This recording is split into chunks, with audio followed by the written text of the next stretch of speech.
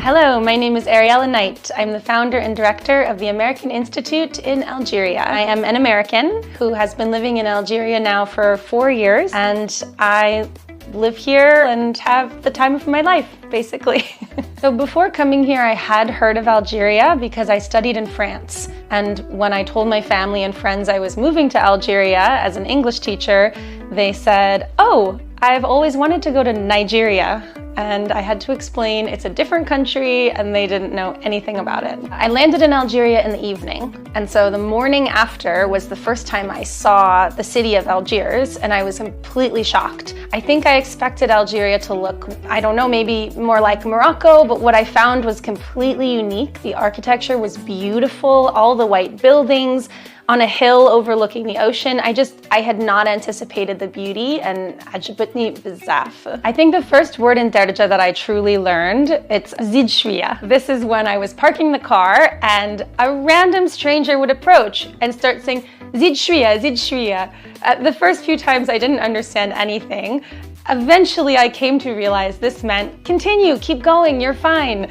It was also a cultural experience because they were teaching me to park with no room next to the wall or next to the sidewalk. So it was a lot of zid shwiya until I figured out how to park. And I also learned my first Darja phrase. So I arrived in Algeria as an English teacher with the intention to stay only 1 year, but I fell in love with the country, I fell in love with the people, and that is what I was providing. And I saw an opportunity to continue on this path, become an entrepreneur, and start my own business, which is exactly what I did with the American Institute. And we've now had the school for 3 years. From day one, I found Algerians to be, the people I met were very genuine with me. Their offers to help me were real. Their invitations home for couscous were real.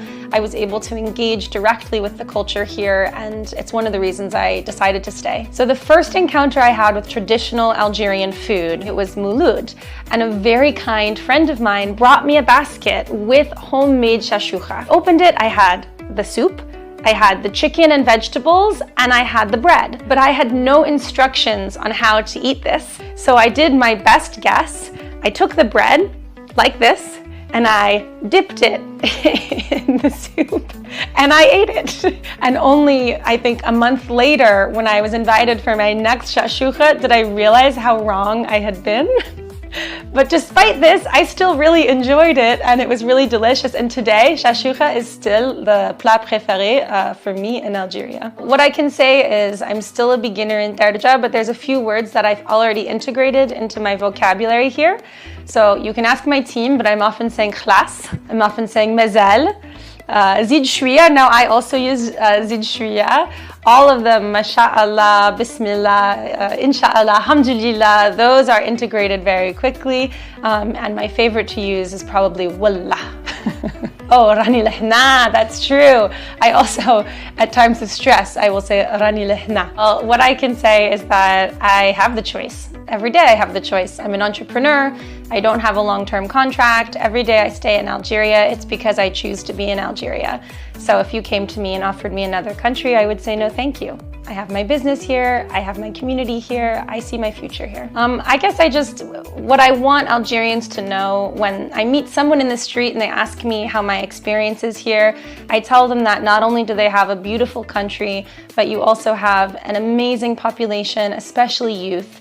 The passion I see here, the motivation to enact positive change, to contribute to the community, to go beyond your comfort zone. This inspires me. The youth I see in Algeria inspire me, and I hope that all Algerians are inspired by that.